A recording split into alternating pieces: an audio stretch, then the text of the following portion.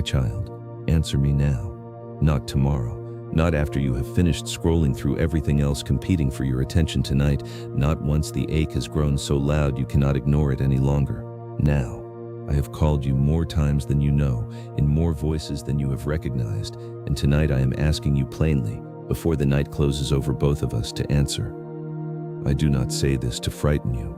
I say it because I love you too much to let one more night pass with you assuming I will always call again in exactly the same way, at exactly the same volume, until you finally decide you are ready.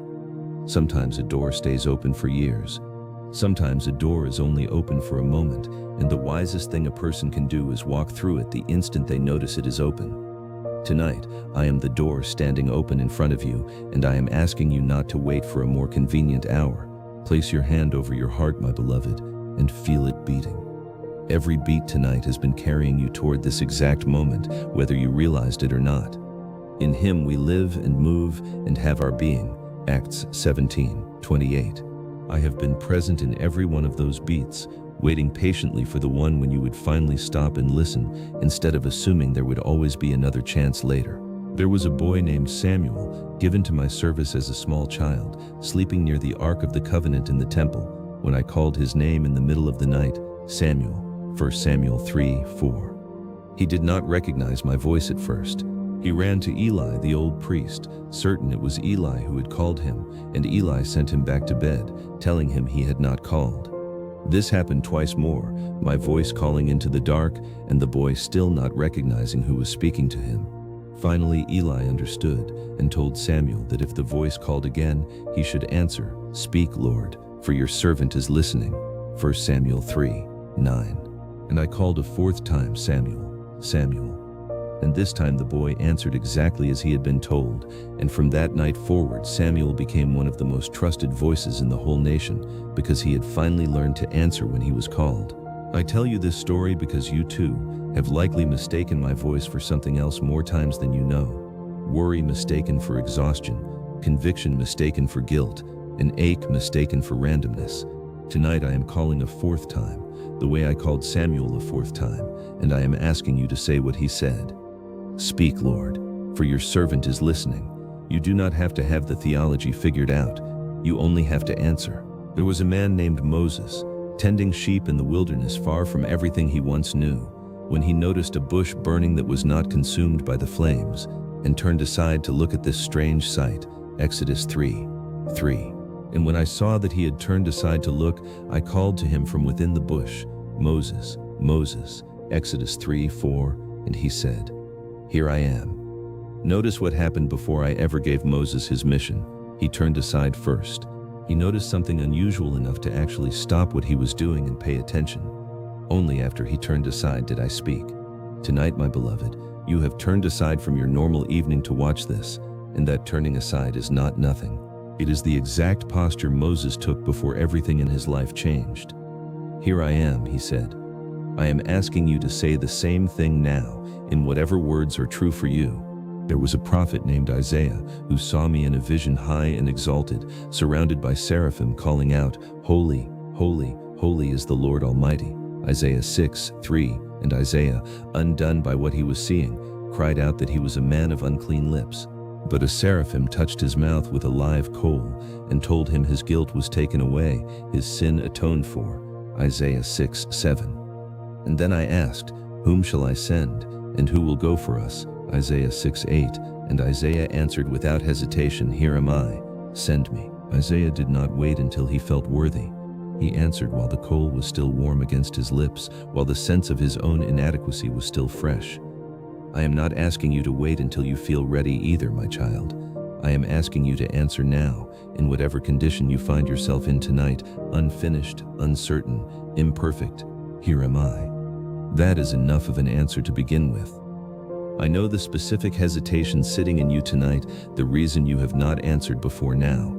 Perhaps it is fear that answering means giving up control of your life. Perhaps it is doubt that the voice calling you is even real.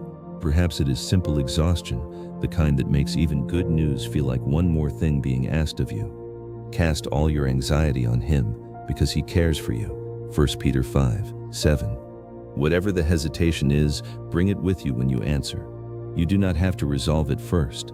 There was a tax collector named Zacchaeus, a short man, wealthy from cheating people out of their money, who climbed a sycamore tree simply to see me over the crowd as I passed through Jericho. Luke 19:4. He did not expect to be noticed. He was hiding in the branches, an observer, not a participant. But I looked up and said, "Zacchaeus, come down immediately. I must stay at your house today." Luke 19:5. Zacchaeus came down at once and welcomed me gladly, and by the end of that one encounter, he was giving half his possessions to the poor and repaying everyone he had cheated 4 times over. "Today salvation has come to this house," I told him. Luke 19:9. He had only climbed a tree to watch from a safe distance, and I called him down into an actual relationship instead. Tonight, you may have only meant to watch this message from a safe distance too. I am calling you down from the tree, my beloved. Come all the way in, not just close enough to observe. There was a tax collector named Matthew, sitting at his booth collecting money, doing the ordinary business of an ordinary day, when I walked past and said simply, "Follow me." Matthew 9:9. And Matthew got up and followed me. No lengthy negotiation, no waiting for a more convenient season of life. The call came in the middle of an ordinary task, and he answered it in the middle of that same ordinary task. I am calling you the same way tonight, in the middle of whatever ordinary evening you were having before you found this message. You do not need to finish everything else first. Tidy up your life, become someone more presentable. Matthew was still sitting at the tax booth when he stood up and followed. Answer from wherever you are sitting right now, exactly as you are. There was a man named Abram, living comfortably in his country among his people, when I told him, "Go from your country, your people, and your father's household to the land I will show you." Genesis 12:1. I did not give him the full itinerary. I gave him a command and a promise: "I will make you into a great nation," Genesis 12:2, and asked him to move before he could see the whole picture. Abram went, as the Lord had told him, Genesis 12:4, without demanding to understand everything first. That single act of answering when called, without full information, became the foundation of everything that followed in his life and in the life of every nation after him. I am not asking you tonight to understand everything about where this answer will lead. I am asking you to go the way Abram went, trusting that the one who called has already seen the whole road ahead. I want to say something to you gently, my child, because I do not want fear to be the reason you finally answer, though I do want you to understand what is genuinely at stake.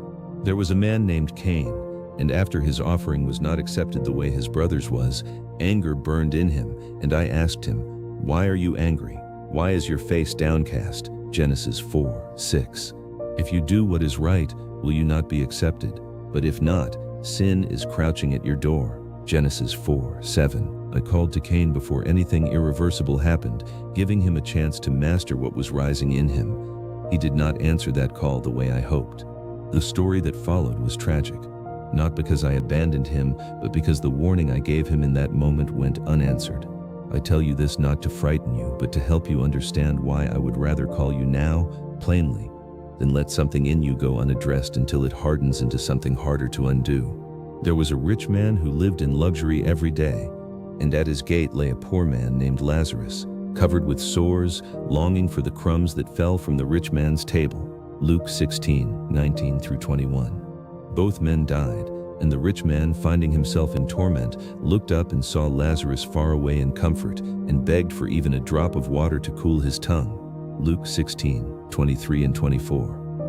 The rich man then begged that someone be sent to warn his 5 brothers, so they would not also come to that place of torment, and the answer he received was that they had Moses and the prophets, and if they would not listen to them, they would not be convinced even if someone rose from the dead. Luke 16:27-31. Tonight, my beloved, I am the voice that has been sent, the warning offered before it is too late rather than after. I am not asking you to imagine torment. I am asking you to hear the warning gladly given now, while there is still time to answer it. There was a king named Belshazzar, hosting a great feast, drinking from sacred vessels taken from the temple, when suddenly the fingers of a human hand appeared and began writing on the plaster wall of the palace. Daniel 5:5.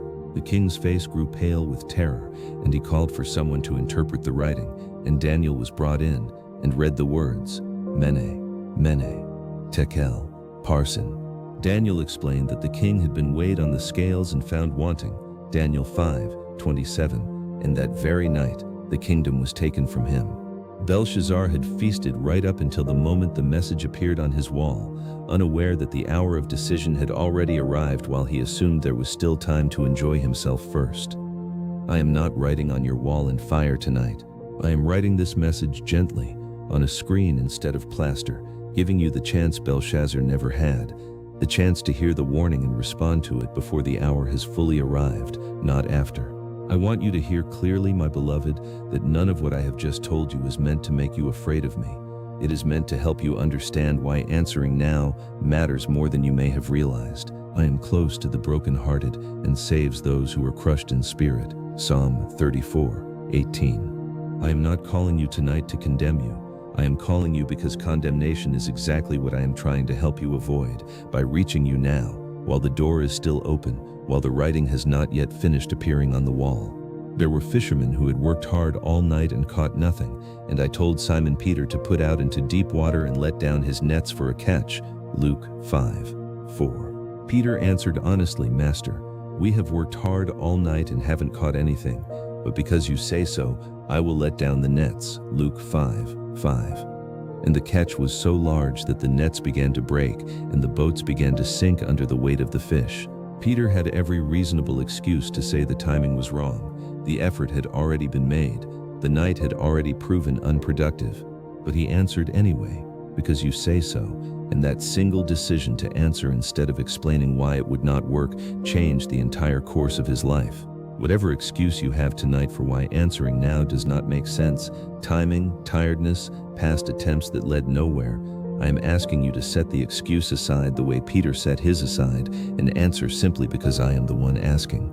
There was a man serving in the court of an Ethiopian queen, sitting in his chariot reading from the prophet Isaiah, when the Spirit told Philip to go and stay near that chariot.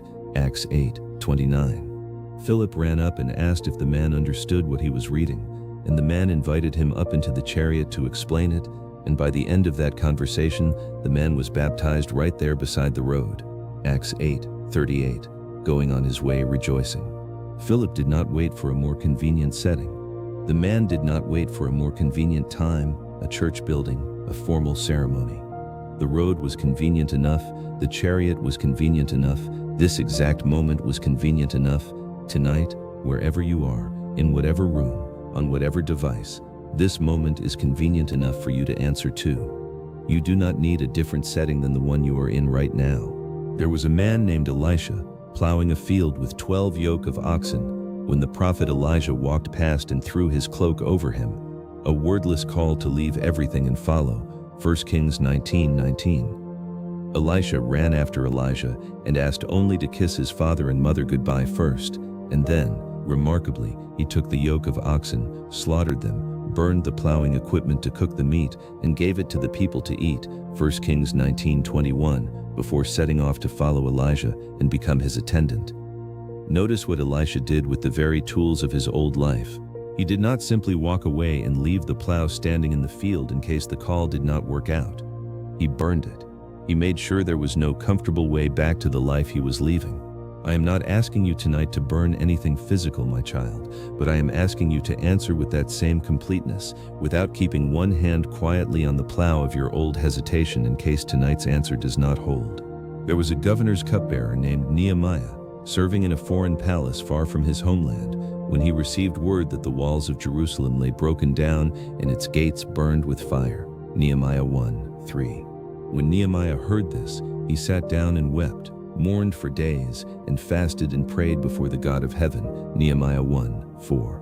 He did not receive a burning bush or an audible voice. He received devastating news, and he answered it with grief that turned into determined, immediate action. Nehemiah's answer to what he heard was not instant relocation or a dramatic leap into the unknown. It began with him simply refusing to look away from what troubled him, sitting with the weight of it honestly before God, and only then asking what he might do. Whatever news or realization has been sitting heavy in you tonight, unaddressed, I am asking you to answer it the way Nehemiah did, not by rushing past the grief, but by finally bringing it to me honestly instead of carrying it alone in silence any longer. There were shepherds living out in the fields nearby, keeping watch over their flocks at night, when an angel of the Lord appeared to them, and the glory of the Lord shone around them, and they were terrified. Luke 2:8 and 9. The angel told them not to be afraid, for good news of great joy had come. A Savior had been born. Luke 2:10 and 11. And suddenly a great company of the heavenly host appeared, praising God. When the angels had left them and returned to heaven, the shepherds said to one another, "Let us go to Bethlehem and see this thing that has happened, which the Lord has told us about." Luke 2:15. And they hurried off, without delay, without waiting for morning, without finishing their watch first. They answered the same night the message came, in the middle of their ordinary work, in the dark, exactly as you are hearing this message tonight, in the middle of an ordinary evening, in whatever dark or quiet room you are in right now. Let this be your same hurrying off, my beloved, not tomorrow, but now, while the message is still fresh in the air around you. There was a woman who came to draw water from a well at noon, avoiding the crowds of other women who came in the cooler part of the morning, carrying with her a history of relationships that had left her ashamed. And I met her there, at the well, and asked her for a drink. John 4:7. When I told her about the living water I could give, water that would become in her a spring welling up to eternal life. John 4:14. And then told her plainly about her own life. She did not run from the conversation. Instead, she left her water jar right there beside the well, went back into the town, and said to the people, "Come, see a man who told me everything I ever did. Could this be the Messiah?" John 4:28 and 29. She left the very jar she had come for, because what she had just received mattered more than the errand she had originally come to complete. Whatever errand or distraction you came into this evening carrying, my child, I am asking you to leave it beside the well the way she did, and answer this instead, fully, without needing to finish the original errand first. There was a woman named Lydia, a dealer in purple cloth, who was listening to Paul speak by a river outside the city of Philippi, and the Lord opened her heart to respond to Paul's message, Acts 16:14. It does not say she argued herself into belief through long deliberation. It says her heart was opened and she responded, and she and the members of her household were baptized that same day, immediately, without delay. Acts 16:15. I want you to notice that Lydia's answering was not something she manufactured through sheer willpower. Her heart was opened, and she simply responded to what had already been made possible in her. Whatever resistance you have felt tonight toward answering, understand that I am the one able to open what has felt closed in you for so long. You do not have to force your own heart open through effort alone. Ask me to open it, the way Lydia's was opened, and then simply respond to what you find there. There was a jailer in Philippi, roused from sleep at midnight by a violent earthquake that shook the prison doors open and loosened everyone's chains, and believing his prisoners had escaped, he drew his sword to take his own life, until Paul called out, "Don't harm yourself. We are all here." Acts 16:27 and 28. Trembling, the jailer fell before Paul and Silas and asked, "Sirs, what must I do to be saved?" Acts 16:30. Notice the hour. Midnight. Not a convenient daytime hour, not a scheduled appointment, but the middle of the night, in the middle of terror and confusion, and still, the jailer asked his question and received his answer without delay. "Believe in the Lord Jesus, and you will be saved, you and your household." Acts 16:31, Paul told him, and that very hour of the night the jailer took them and washed their wounds, and immediately he and his entire family were baptized. Acts 16:33. It happened that very hour of the night, my beloved, the same hour in which you are hearing this message right now. Midnight is not too late an hour for an answer that changes everything. It was the exact hour this jailer's whole household was saved. There was a young king named Josiah who had come to the throne as a child and grown up in a kingdom that had largely forgotten my word. And during repairs to the temple, the book of the law was found, dusty and neglected, and read aloud to him for the first time. 2 Kings 22:10. When the king heard the words of the book of the law, he tore his robes. 2 Kings 22:11.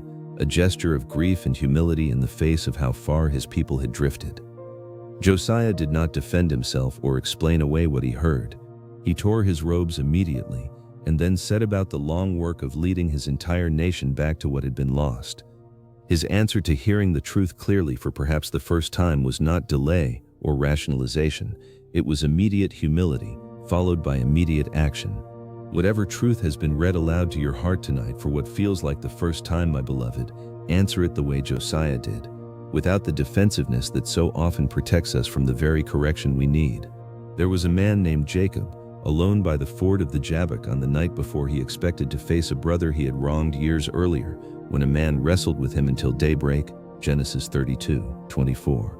When the man saw that he could not overpower Jacob, he touched the socket of Jacob's hip, wrenching it, and told him to let him go, for it was daybreak. But Jacob said, "I will not let you go unless you bless me." Genesis 32:26. Jacob wrestled through an entire night of uncertainty, wounded in the process, and still refused to release his grip until he received what he needed. Your name will no longer be Jacob, but Israel, because you have struggled with God and with humans and have overcome. Genesis 32:28, he was told. Perhaps tonight's answer has not come easily either, wrestled out through doubt and resistance rather than simple, immediate agreement. That is still an answer, my child. Even a limping, wounded yes, held onto through the night, is the kind of yes I have always honored most. There was a man named Job who had endured devastating loss and had spent chapter after chapter demanding an explanation from me for his suffering, until finally I answered him out of the storm. And after hearing the full weight of my questions in return, Job answered, "I know that you can do all things. No purpose of yours can be thwarted." Job 42:2. My ears had heard of you, but now my eyes have seen you. Job 42:5. Job's long season of demanding answers ended not because every question was resolved point by point, but because an actual encounter finally happened, and in that encounter Job's own answer changed completely. Whatever demands or unresolved questions you have carried toward me for a long season, my beloved, tonight can be the encounter that shifts your own answer, not because every question gets a tidy resolution, but because you have finally heard my voice directly instead of only hearing about me secondhand. There was a disciple named Thomas who had not been present when I first appeared to the other disciples after the resurrection and refused to believe until he could see and touch the wounds himself. John 20:25. A week later, I appeared again, and this time Thomas was there, and I invited him to put his finger where the nails had been, to stop doubting and believe. John 20:27. And Thomas answered simply, "My Lord and my God." John 20:28.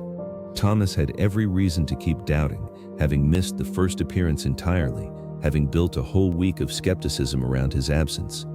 But the moment the actual encounter came, his answer was immediate and complete, no lingering hesitation, no half measures. "My Lord and my God." Whatever doubt you have built up over the time you have delayed answering me, my child, I am asking you tonight to let it collapse the way Thomas's doubt collapsed, fully, the instant the real encounter finally arrives. There was a Roman centurion standing at the foot of the cross, a man who had likely overseen many executions without a second thought, who watched everything that happened as I died, the darkness, the earthquake, the tearing of the temple curtain, and when he saw how I had died, he said, "Surely he was the Son of God." Matthew 27:54. This was a hardened man, professionally accustomed to death, and still, something in what he witnessed broke through years of calloused indifference and produced an immediate confession. If a Roman centurion standing at the foot of an execution could answer honestly in that unlikely moment, I do not believe your heart, however guarded it is felt tonight, is beyond answering honestly either. Whatever hardness you have built up over years of disappointment or doubt, let tonight be the moment it finally breaks through into a clear answer, the way it broke through for him. I know the specific thing you have been putting off bringing to me, the conversation you keep almost starting and then abandoning, the confession you keep swallowing back down before it fully forms. In every situation, by prayer and petition, with thanksgiving, present your requests to God. Philippians 4:6. Present it now, in this exact minute, not once you have found better words for it. I already know what it is. I am only waiting for you to finally say it out loud, even quietly, even just in your own heart. You do not need to be composed to answer me. You do not need to have resolved the doubt, healed the wound, or figured out the plan before you say yes to being called. It is by grace you have been saved, through faith, and this is not from yourselves. It is the gift of God, not by works, so that no one can boast. Ephesians 2:8 and 9. Your answer tonight is not a performance to be graded. It is simply a door opening, however slightly, that I have been waiting outside of for longer than you know. Now let your breathing slow, my beloved, because the calling has been heard tonight, and what remains is rest. He grants sleep to those he loves. Psalm 127:2. Breathe in slowly and receive the peace of finally answering instead of letting the call pass by unacknowledged one more night.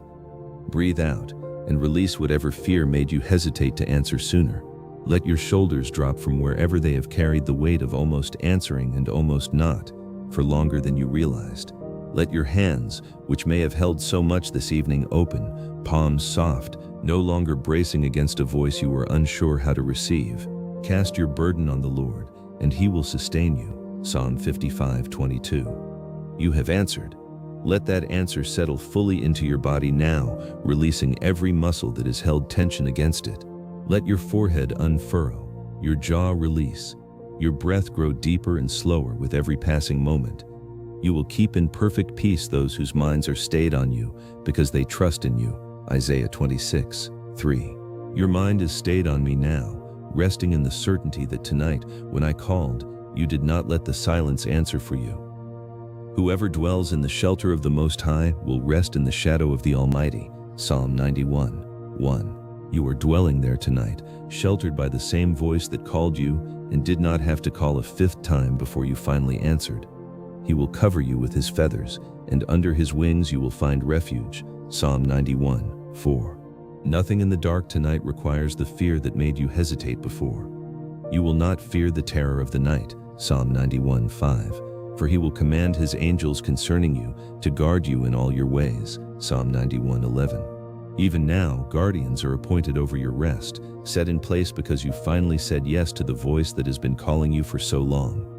The Lord is my shepherd. I lack nothing. Psalm 23:1. Tonight he leads you to green pastures, to quiet waters, to the rest your soul has needed since long before you finally answered. Psalm 23:2 and 3. Even through whatever valley still lies ahead, you will not walk it alone, for he is with you, his rod and staff your comfort. Psalm 23:4. Surely goodness and love will follow you all the days of your life. Psalm 23:6. Every day made possible by the single answer you gave tonight, instead of letting the silence stand in your place. And let this settle beneath everything else as you drift. Nothing about how long it took you to answer ever changed how much I loved you while I waited. I am convinced that neither death nor life, neither angels nor demons, neither the present nor the future, nor any powers, neither height nor depth, nor anything else in all creation will be able to separate you from the love of God. Romans 8:38 and 39. Not even every night before this one when you did not answer. I have loved you with an everlasting love. Jeremiah 31:3. A love that did not grow tired of calling, did not grow cold during the nights you did not answer, and does not now demand you explain the delay before it welcomes you fully. The love that called you tonight has no scoreboard counting how many times it had to call before you finally listened. While you sleep, I am not finished. Unless the Lord builds the house, the builders labor in vain. Psalm 127:1. I am building tonight, in the very place your answer just opened. A farmer scatters seed, and whether he sleeps or gets up, the seed sprouts and grows, though he does not know how. Mark 4:27. What you gave me tonight, this small yes, is already growing in the dark, tended by hands far more capable than yours. If you wake in the small hours, do not let the old fear return, the fear that you answered too late or not fully enough. Simply remember that the same God who called and heard you answer has not stopped listening since. On my bed I remember you. I think of you through the watches of the night. Psalm 63:6. If you stir, breathe once, remember that you answered, and sink back down. I do not sleep, so that you may. Let a quiet gratitude settle over you as you drift. For this night, finally different from all the ones before it when the call went unanswered. I sought the Lord, and he answered me. He delivered me from all my fears. Psalm 34:4. Tonight you sought, and I answered, and the fear that kept you silent before has nothing left to stand on. Thank me quietly for this one. Give thanks to the Lord, for he is good, his love endures forever. Psalm 107:1. Let that thanks be the last coherent thought before sleep takes the rest, not performance, but the simple recognition of a child who finally said yes to the voice that had been calling all along. And in the morning, my mercies will be new, because they always are. Because of the Lord's great love we are not consumed, for his compassions never fail, they are new every morning. Lamentations 3:22 and 23. You will not wake to yesterday's hesitation. You will waken to mercy made fresh, carried forward by the same voice that called you tonight, and will still be calling you gently tomorrow, not with less patience, but with the same patience that finally reached you. I want you to remember this night, my beloved. Long ago, after helping his people through a battle they could not have survived alone, a prophet set up a stone and called it Ebenezer, saying, "Thus far the Lord has helped us." 1 Samuel 7:12.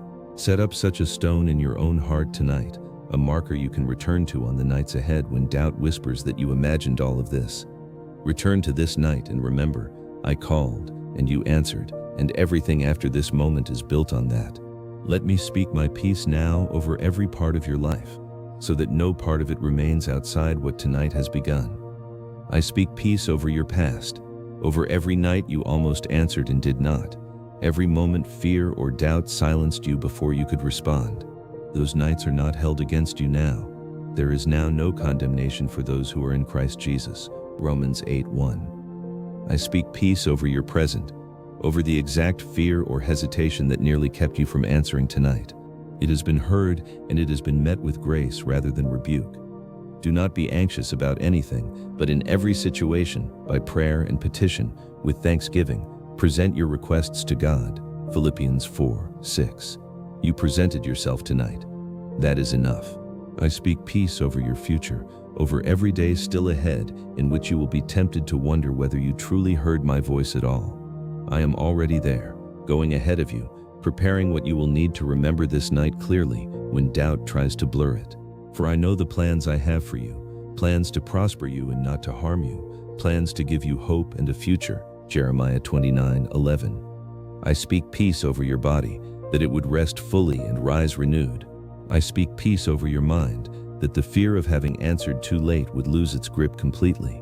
I speak peace over your heart, newly opened tonight, that it would stay open rather than closing again out of old habit. The Lord gives strength to his people. The Lord blesses his people with peace. Psalm 29:11.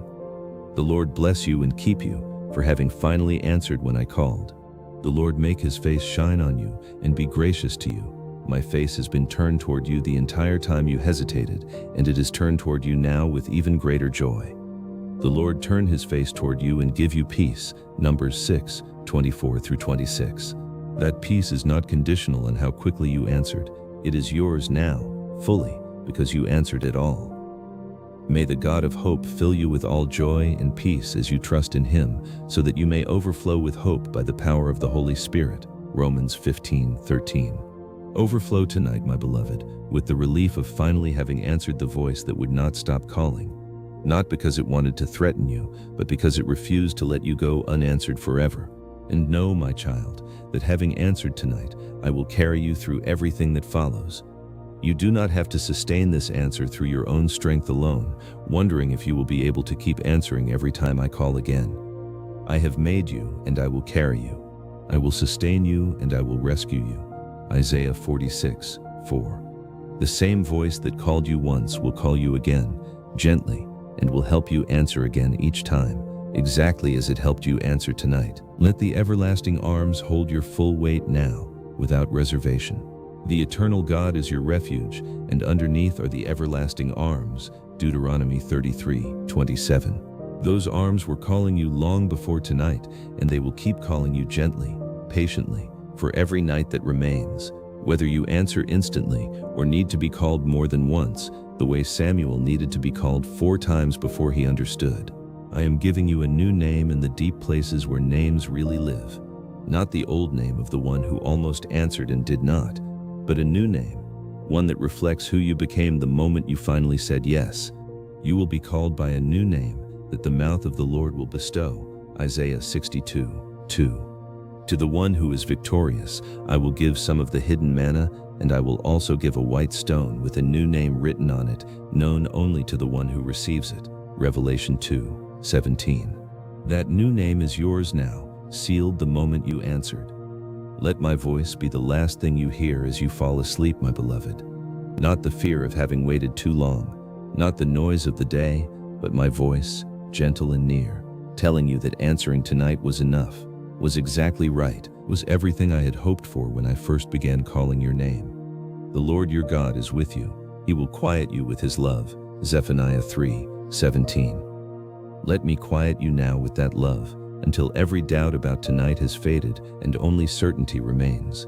Let everything in you grow quiet now, down to the very deepest place. Be still and know that I am God. Psalm 46:10. In this stillness, you do not need to answer anything further tonight. You have already given the answer that mattered most. Everything else can be built slowly, morning by morning, from this one solid beginning. And know that the rest you are sinking into now is itself a gift you did not have to earn by answering perfectly, only by answering honestly. He grants sleep to those he loves. Psalm 127:2. Come to me, all you who are weary and burdened, and I will give you rest. Matthew 11:28. Return to your rest, my soul, for the Lord has been good to you. Psalm 116:7. I want you to understand, as you drift towards sleep, how much it meant to me that you finally answered tonight. You have perhaps believed yourself easy to overlook, unremarkable, unlikely to matter enough for a voice like mine to keep calling after you. But you do not understand how I treasure you. You are my treasured possession. Exodus 19:5. Your answer tonight was not a small thing to me. It was everything I had been waiting to hear. Consider how high and wide and deep this love is, the love that kept calling your name through every silence, every hesitation, every night you almost answered and did not. I pray that you may have power to grasp how wide and long and high and deep is the love of Christ, and to know this love that surpasses knowledge. Ephesians 3:18 and 19. It surpasses knowledge, my beloved. Deep enough to keep calling patiently, wide enough to welcome the answer whenever it finally came. I want to settle one last certainty deep in you before sleep takes you fully. Nothing about tonight's answer can be undone by tomorrow's forgetfulness. What God has purposed, who can thwart him? Being confident of this very thing, that he who began a good work in you will carry it on to completion. Philippians 1:6.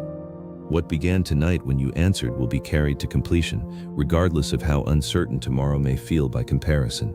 And as you sleep toward morning, know that I have already gone ahead of you into tomorrow, into the very conversations and decisions that will test whether tonight's answer was real.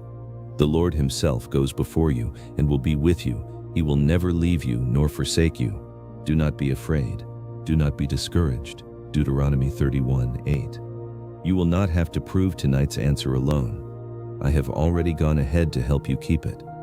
Let me whisper these last truths over you once more as sleep takes you fully. I called, and you answered. Carry that. The answer was enough, exactly as it was, unfinished and imperfect. Carry that. I will call again gently whenever you need to hear my voice, and you will know how to answer because you have already done it once. Carry that, deepest of all, into the morning that is already being prepared for you. The grass withers and the flowers fall, but the word of our God endures forever. Isaiah 40:8. These words will still be true when you wake. You were called, and tonight, finally, you answered. Rest now, completely, in the arms of the one who called your name and was patient enough to wait exactly as long as you needed. Let me settle one final thought in you before sleep takes you completely. You may worry that tomorrow, in the ordinary light of day, tonight's answer will feel distant, harder to believe, easier to explain away as simply the effect of a tired evening and a well-written message. I want you to know that what happened tonight does not depend on how vivid it still feels tomorrow afternoon. Faith is confidence in what we hope for and assurance about what we do not see. Hebrews 11:1. Tonight was real whether or not it feels dramatic in daylight. Consider that Samuel did not fully understand what he had answered into until years later, when the weight of his calling had unfolded slowly, ordinary day by ordinary day. Your answer tonight does not need to feel monumental every single morning that follows it in order to be genuine. It only needs to be true tonight, in this moment, and true again tomorrow when you choose to remember it rather than dismiss it. The seed planted in an answer like yours grows quietly, the way Mark described, sprouting and growing, though the one who planted it does not fully understand how. Mark 4:27. So release any pressure to feel a certain way about tonight by morning. What matters is simply that when I called, you did not let the silence answer in your place. That fact does not change based on your mood tomorrow.